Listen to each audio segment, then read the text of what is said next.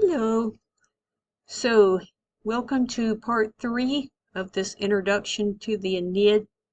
So, where I left off, I was getting into a discussion of kind of what was going on in the history of the world at this time, and putting that within the context of this work. So, we were talking about the importance of Cleopatra of Egypt to the story of the Roman Empire.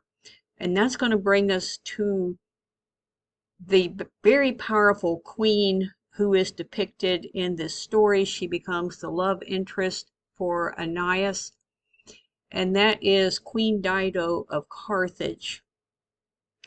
Now, Queen Dido, she's often referred to as the tragic queen of Carthage, but she's depicted in the story as one of the most powerful women of the ancient world. She was the ruler of this great city of Carthage. Carthage, we'll be talking a lot more about Carthage next week, but Carthage was this great empire built entirely and exclusively by women. And it was favored by the Roman goddess Juno, who, according to the mythology, was the founder of Carthage. And she places Queen Dido to rule and to command over Carthage. Now, again, Dido has many historical equivalents in the ancient world. Many scholars believe that Dido herself was an actual historical figure, but she definitely, whether Queen Dido herself actually existed or not, she definitely had some very powerful prototypes in the ancient world. And here's the thing, the artists of the Renaissance period, and this was true for many centuries going forth from that time, they tended to depict these historical characters as looking very much like themselves. It was a very Eurocentric view of the world. But then again, you can't really blame these people completely. Most of them had never seen enough of the world to be aware that there were people that did not always look like themselves, right? They were simply kind of ignorant about global diversity. And so, again, you often get these depictions, like you have here, of Queen Dido as this very European looking, white skinned woman. But the reality, history now believes, and many scholars believe, that the case may be that Queen Dido did not look like this at all. There has been some debate, for example, whether Cleopatra of Egypt was a black woman. That has been pretty much debunked by most scholars because Cleopatra was actually Grecian in her family history. But there was another queen of Egypt, Nefertiti, who most likely was a black woman. And this is going to bring us to Dido because, let's see if it'll let me advance here. As I said, the reality of who Queen Dido was may have been quite different, especially from what those early Renaissance painters were trying to depict. Most scholars today say Queen Dido of Carthage most likely was a woman of color. And again, if this is true, it has very, very powerful implications for what the Empire of Carthage represented, but more specifically, the very real threat that Carthage represented for the fledgling Roman Empire. Because if, again, if Carthage had been allowed to rule and allowed to stand unchallenged, the world as we know it might have been a very, very different place. But, based geographically on where the city of Carthage was in northern Africa, it gives a lot of credence, I think, to this theory. It also means that the romance between Aeneas and Queen Dido may have well been one of the first interracial relationships of the ancient world. And that would have also had some interesting implications, not necessarily because this was a big taboo thing. It wasn't that necessarily. I think you'll often find that ancient cultures were a lot more progressive than we tend to give them credit for. That really wouldn't have raised eyebrows too much.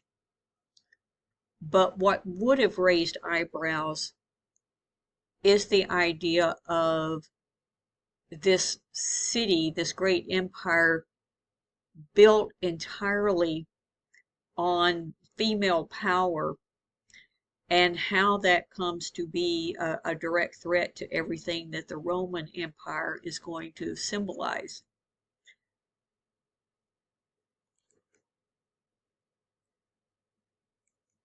Okay, it's giving me a little bit of a problem here trying to get it to advance.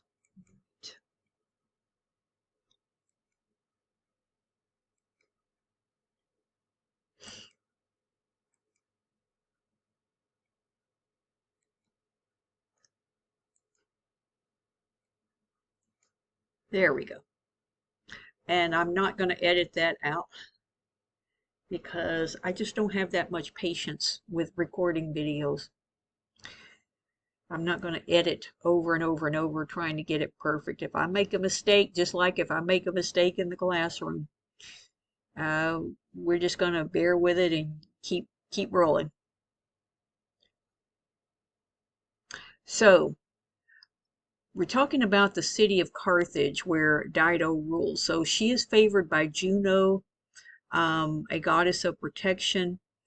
And again, what does Carthage represent? It's that female power that eventually will be conquered and overthrown by the patriarchal society of the Romans. And the Roman Empire, that they came to represent a lot of values that we're going to talk about next week. Things like piety, stoicism, the idea of strength in being stoic, the idea of duty to obligation. But they're also the cradle of this belief in this sort of white male patriarchy.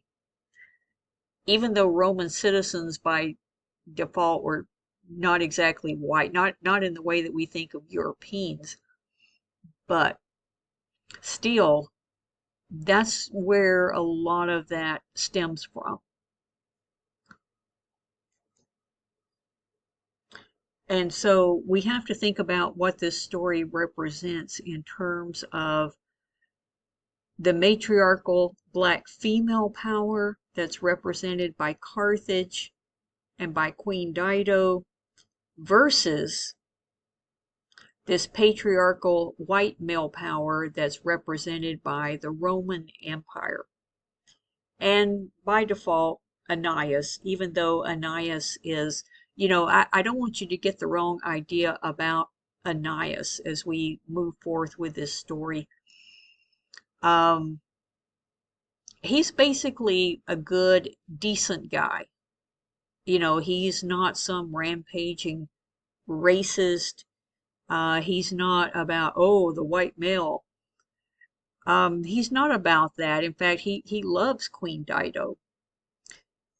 And the story tells us that he would be quite happy to spend the rest of his life with Dido in Carthage. I think he would have been okay with the idea of them sharing their power, but it was the gods that would not let that be. They keep nettling Aeneas, reminding him that he has this, this great destiny, quote unquote, that he's got to fulfill. And so, being a product of that Roman Stoicism, right, that duty to obligation, he eventually has to abandon Queen Dido in order to succeed in his mission. And that's I think one of the great debate questions, I guess, of this story is, did Aeneas do the right thing? Certainly it's something that Aeneas himself questions for the rest of his days. And even though he does go on to greatness and the founding of this great empire, at what cost? And I think that's really what the whole epic is. That's the question that it's begging. Again, it goes back to that idea, no great nation exists without blood on its hands. And it's really forcing us to look at what was sacrificed in the name of the Roman Empire. Aeneas has to sacrifice everything of the heart. Anything that would have made him happy in this life, including maybe having a home with Dido, maybe being her husband, maybe having children.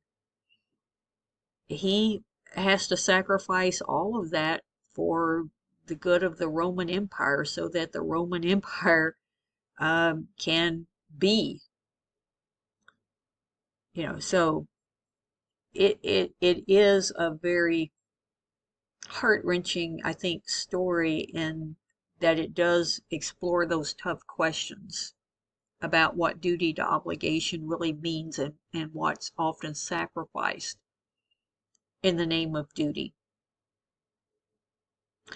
All right, so with that said, I'm going to leave it there because we're going to talk more about this next week.